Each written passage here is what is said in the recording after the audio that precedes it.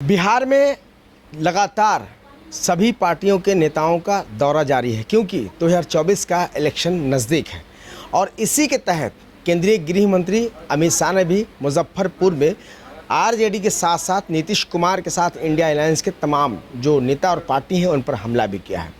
और हमारे साथ खास बातचीत करने के लिए हमारे साथ हैं सौरभ सिंह जी हैं, जो कि आरजेडी के वरिष्ठ नेता हैं, एमएलसी हैं और जो है ख़ास तौर पे युवा हैं। इनसे जानने के मुकम्मल तरीके से हम कोशिश करेंगे।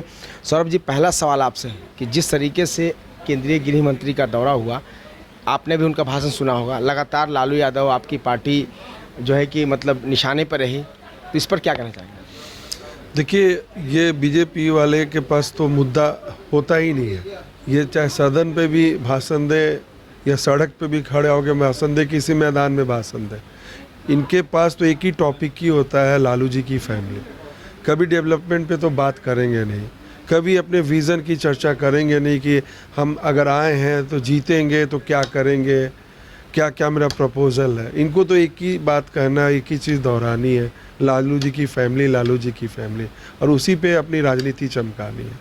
तो कोई मुद्दा रहे तब तो हम उनके बारे में बात करें।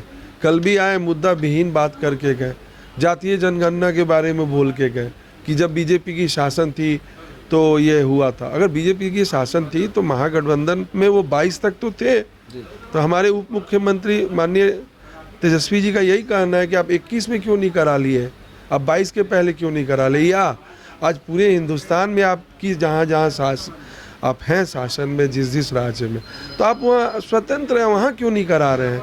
अगर बिहार में हुआ है तो फिर टिक्का टिप्पणी करने की क्या बन रहे हैं। कभी बोल रहे वो जाति बढ़ गई, वो जाति कम हो गई, ऐसा बोल के चले जा रहे हैं। कभी बोल रहे हैं कि मुसलमान और यादव को बढ़ा दिया गया। तो ये सारा इनको अपनी राजनीति सेकने के लिए, और बीजेपी के पास कोई मुद्दा है नहीं। बार बार इनको लालू जी का परिवार, उसके बाद जब उससे उनका नहीं होता है वोट बैंक, तो फिर ईडी, सीबीआई और फिर इनकम टैक्स का सहारा लेंगे। इससे बड़ा प्रमाण क्या होगा। आज से 2 महीना पहले खुद हमारे भारत के माननीय प्रधानमंत्री जी ने अजीत पवार जी के बारे में बोला कि 70,000 करोड़ का घोटाला हुआ है महाराष्ट्र में। देखिए, साफ तौर पे इन्होंने कहा, जिस तरीके से आपने सुना, ये पार्टी के वरिष्ठ नेता हैं, युवा हैं। तेजस्वी यादव ने एक बार जिम्मेदारी दी और ये चुनाव जीतकर फिलहाल के वक्त में आए हैं और ये भी चाहते हैं कि जिस तरीके से ब्राह्मणसी समाज को लोग यूज़ कर रहे हैं दूसरी पार्टियाँ, तो राष्ट्रीय जनता दल ने जिस तरीके से भरोसा किया है तो ब्राह्मणसी समाज जुड़े।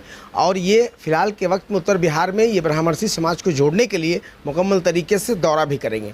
अब आने वाले वक्त में तय हो पाएगा कि इसका कितना फ़ायदा मिलेगा, लेकिन फ़िलहाल के वक्त में अगर देखें तो सौरभ सिंह जिस तरीके से पार्टी में मेहनत कर रहे हैं और जिस तरीके से तेजस्वी यादव पार्टी को आगे बढ़ा रहे हैं, कहीं ना कहीं A to Z की पार्टी की बात तेजस्वी यादव कर रहे हैं और इसका फ़ायदा भी दिखाई पड़ रहा है।